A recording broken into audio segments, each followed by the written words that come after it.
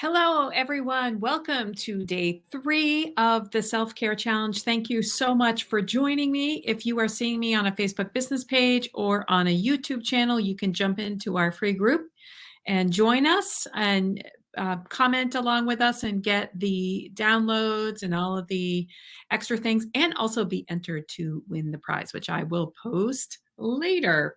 So, and we'll do that once we go through all of the 5 days. And to win the prize for this, all you have to do is just stay engaged, watch the videos, comment on the posts, and then on Monday I will do the drawing. So, we have been talking about self-care, and a lot of times people don't think about self-care in relation to our diet or quitting sugar or weight loss or any of those things, but they're really closely related.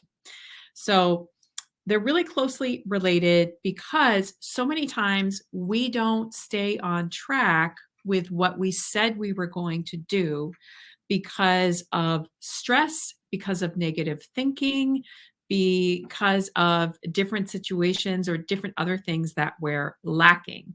And then we also begin to use the food as the comfort, and we begin to use the food as the reward instead of leaving the food for fuel.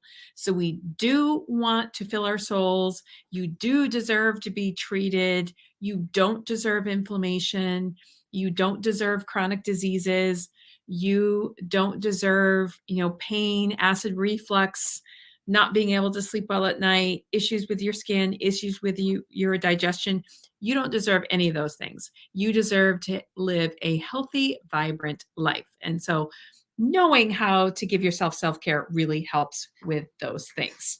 And a lot of times when we are stressed, we just turn to busyness, we just turn to falling into Netflix, and we also turn to food. So, we talked about using curiosity and how curiosity can help. We talked about also about yesterday about thoughts, and those are really important. Those are life-changing. And they seem small, dumb things, right? You may have looked at those. Oh, yeah, I've seen that. If you really put one of those things into practice for 30 days, tell me if it doesn't have a pretty big impact on your life. It can start to really shift some things in your life. And it's surprising because it begins to shift what's going on in our mind, and it begins to shift where we're focusing, and what's going on in our mind and where we're focusing affects our feelings, and our feelings affects our actions. So if you're not getting the results that you want to get, you can look back to how you have been feeling and also what kind of thoughts that you have had going on. And they can be thoughts of, I'm so overwhelmed. I can't do this. This is too hard. I need a treat. This day has been so terrible. I really deserve a pick me up, things like that.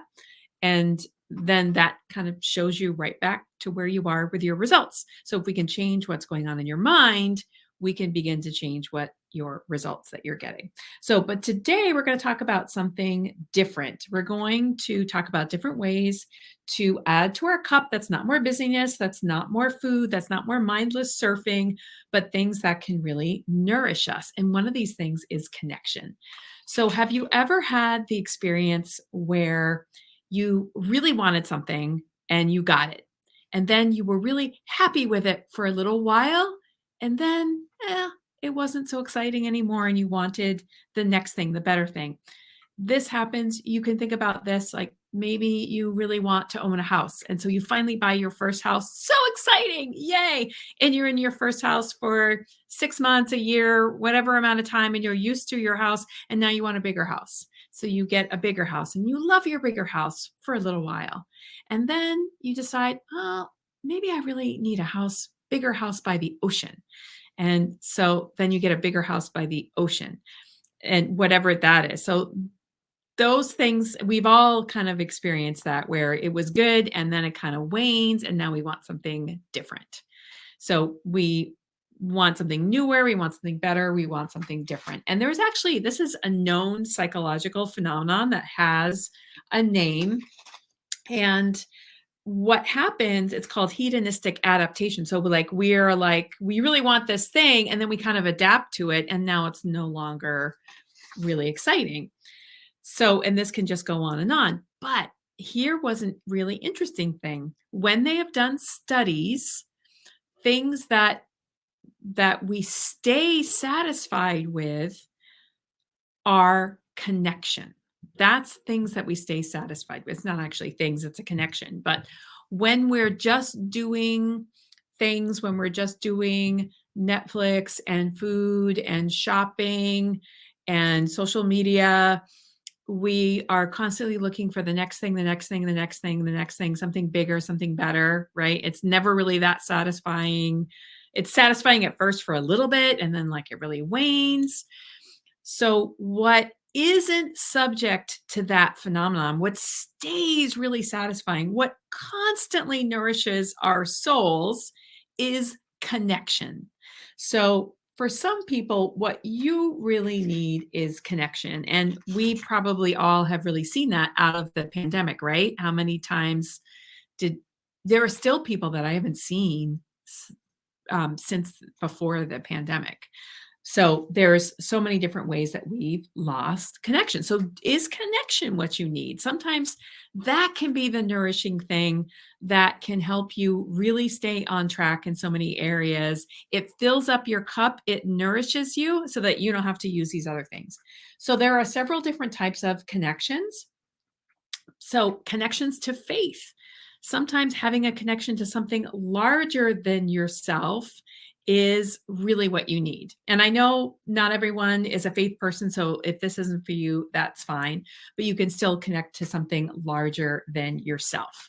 So, do you feel like you're lacking in connection with something larger than yourself? Also, connection to other people. Do you have people that you get together with regularly that you can just really be yourself with? I know we lost a lot of that during the pandemic, and maybe some of it hasn't come back because there are some things that are still virtual, or maybe we had some things that we did before the pandemic and now we don't do it.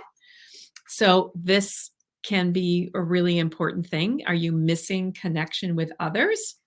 So start to identify, what kind of connection with others do you miss? How often are you connecting to others? And did you know that connecting with others is a way to reduce your health risk factors? If there actually been studies that some of the ways that you can reduce your risk of disease are things like eating healthy, there are things like getting more exercise and meeting with friends. Getting together with friends also reduces your risk factor for many diseases. So, do you have friends that you get together with? And if you don't, there are ways to reach out even as an adult. I know sometimes it's hard as an adult. There are ways to do that. So ask yourself, what kind of person are you? Do you want one to one? Do you want groups? There are lots of different ways to start to connect with other people. And I can share some ideas for that if that's what you need. But there are Facebook group, there's clubs, there's classes, there's lots of things that you can do to begin meeting with people. Just reach out to people that you haven't seen for a while and make time to get together with people, even if you can't physically get together. I have one friend in particular who we have a regular one-to-one phone date on our calendar every single week. And that's really nourishing. There's another person I meet every single week, and we walk. And we consider that sacred time. It really is sacred time. So, do you need connection with others? And if you're kind of stuck on that, drop a comment, because there are different ways that you can do that. And we can help each other find some resources. The last thing is connection with yourself. And this is a really, really big one, because this is where everything happens, right? We talked about how what's going on in your head, your thoughts impact your emotions, which impact your actions. So in any area of your life, if you're not happy with the results that you're getting, you can back it up and look at what things are you feeling, what actions are you taking. So if you're not happy with your results, look at what actions you are or are not taking, how you're feeling about those actions or not taking action, because your feelings will cause you to either take action or to not take action. And also what you are thinking about those actions, because that drives your feelings. And if we don't stop to get to know ourselves, this all stays hidden and we make no progress. So, the best way to get to know yourself is really through journaling.